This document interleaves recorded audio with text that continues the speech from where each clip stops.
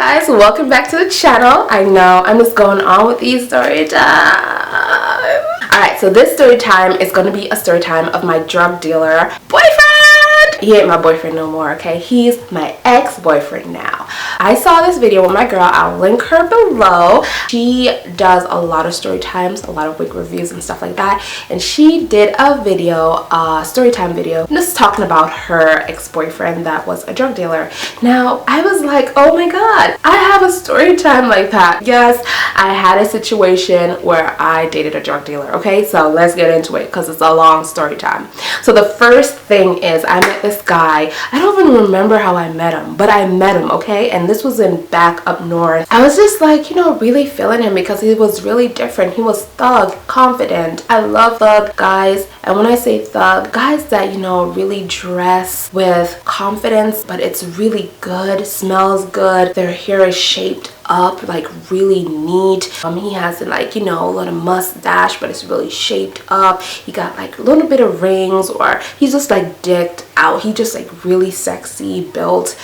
Diesel, he was definitely my type. Oh my god. He did have a baby mother, okay, and they just broke up, and then I found out that he had a son. I just liked him. I like the fact that he doesn't make me walk over him, and you know, he put his feet down, you know, he's just like and I remember my mom did not like this guy because he would pick me up when we would go on a date and stuff like that. My mom would be looking out the window, you know, I'm coming out of my apartment because she lived across the street from me. He will be beeping his horn, beeping his horn, beeping his horn and stuff like that. That was so disrespectful. So I was like, when I went downstairs, I'm like, why didn't you just go upstairs and knock on the door or something? You're beeping your horn. My mom lived across the street, like, you know. And he's like, get in the car, girl, get in the car. And then I'll just start laughing because he made me laugh. You know, I love that. I'm like, oh my god, Tina Turner. And so I got in the car and I just drove off. So my mom did not like him because of that and all of his, you know, he just make it known that we're together, you know.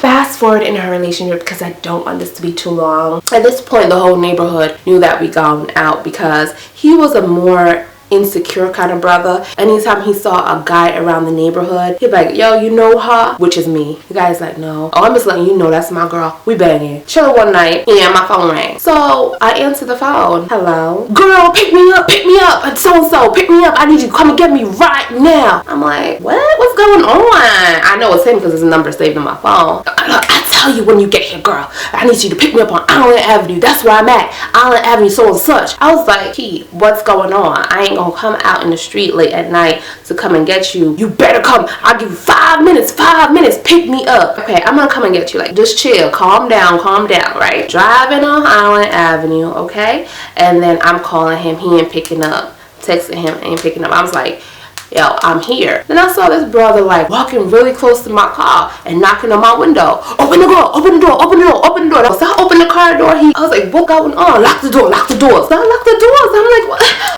what's going on? Like, drive off. You know, I'm like nervous. My hands are like this all over the place. Nervous as fuck. Like, okay, well, then suddenly I see some white guy running out of the bushes. Him and his girlfriend running out of the bushes. I'll fuck you up, Key.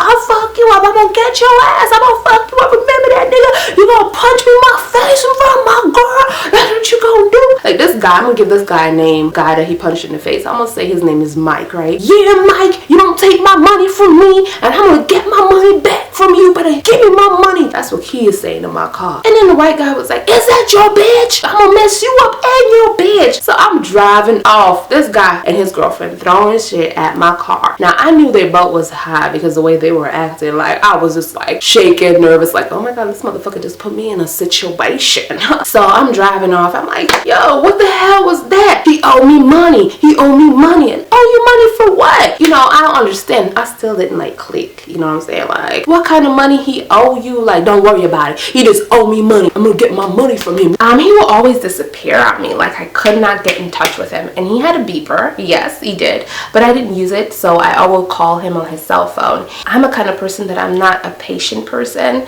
with my romantic life. I'm patient with friends, family, and customers. That's what I'm patient with. I would like, you know, call him and stuff like that, and he would just not answer. But with my relationship, I feel like it should just fall into place.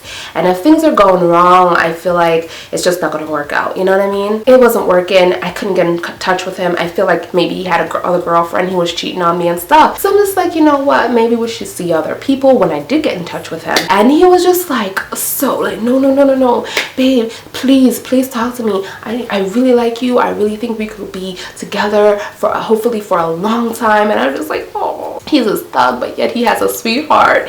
And I was like, yes, you know, I just took it. And then he was like, he's gonna make it up to me and he's gonna show me where he goes. So I was like, okay. So he took me to this friend's house and he introduced me to his buddy. I didn't know that was his partner at the time. He introduced me as his like family, and then he introduced me to the buddy's girlfriend.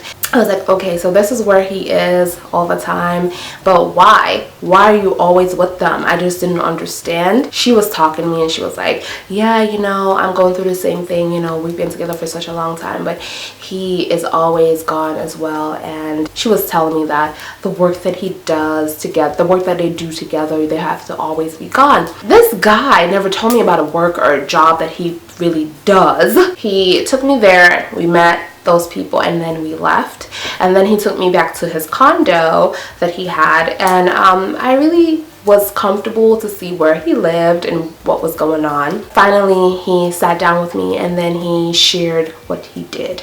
He showed me these little white pills that he sold, and I was like, what the hell, what is this? And this is how I make a living, you know, this is what I do. And I was like, so you sell drugs? And he was like, yes. And I was like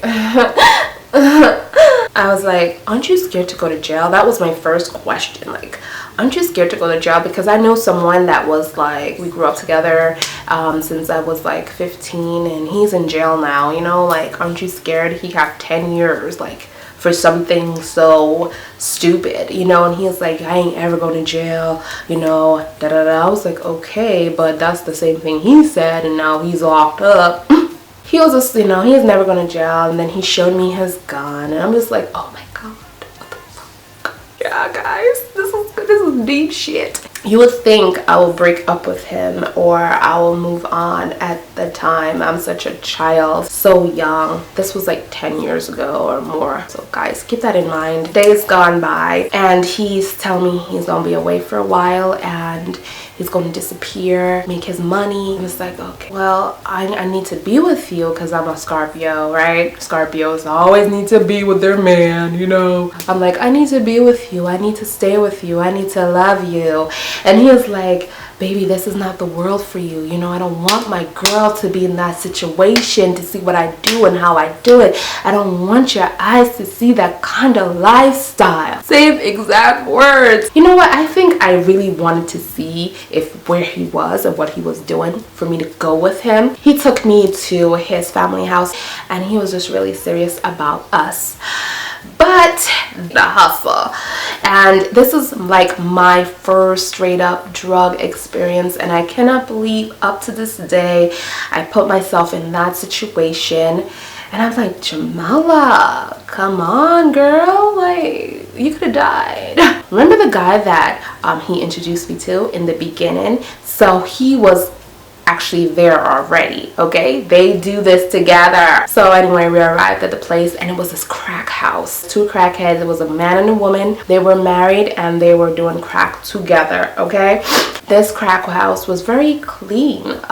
It was very like a normal house, not what you see on TV with all these people and stuff like that, and people taking drugs, having sex or whatever. No, this crack house was just a regular apartment. Then, you know, I really didn't believe they were selling crack until I saw like the customers piling up, like people that wear suits, people that you would never think that do drugs or buy drugs or anything. Like regular people going to grocery stores that you would see if you're a cashier or if you work in logistics and you deal with truck drivers and you see them. Like people, regular people, daily lives. that's who were taking drugs. I remember being or feeling so uncomfortable in that situation, really wanted to go home, and he kind of felt it because the way I am is not that life, you know, and he knew that, and he was trying to warn me about that, but I just didn't listen because I was so like, I want to be with my man. So he just, you know, saw that I was uncomfortable, and then he told his guy, yo man, I'm gonna go, I'm gonna run, I'm gonna bring her home. I don't want her being here and seeing our lives like this or whatever. And this guy was like, yeah man, I feel you. And then they, you know, pound, and then he took me home.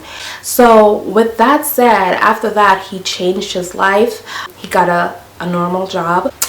He was working for an insurance company, and I remember we tried to make it work, but it kind of got crazy for him because he was kind of bothered with the fact that he couldn't take me out as much as he used to doing a 9 to 5. He used to like blow up on me for no apparent reason. I remember one day we're in our last date, and he's like, you know, I want us to get to know each other on a different level without all the drug money and stuff like that. And I'm like, that's what we're doing, that's what we are. If I didn't want that, I wouldn't be with you right now. But he was so insecure of his life and how things were going right now that he just let it like blew up, and I just couldn't see that. So I just ended it. I ended our relationship, and he probably feel like I ended it because of the money and how he used to live and stuff like that. But I don't need that stuff. I take care of myself. I have my own place, I have my own car, I pay my own bills. I don't have a man paying my bills.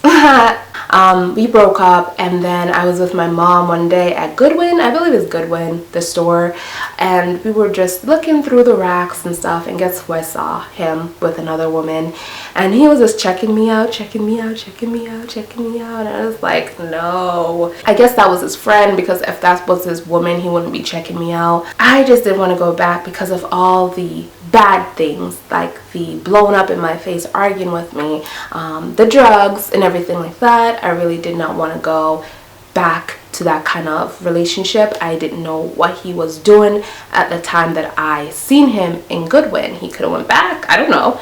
That's the last time I saw him, and I hope that he is doing great today. But that was my drug story, my experience of being down for her man. If you like this video, please give it a thumbs up. If you want more story times, please comment below, let me know, and share this video as much as possible, and I'll see you guys in the next video. Love you. Thank you for everything. Bye.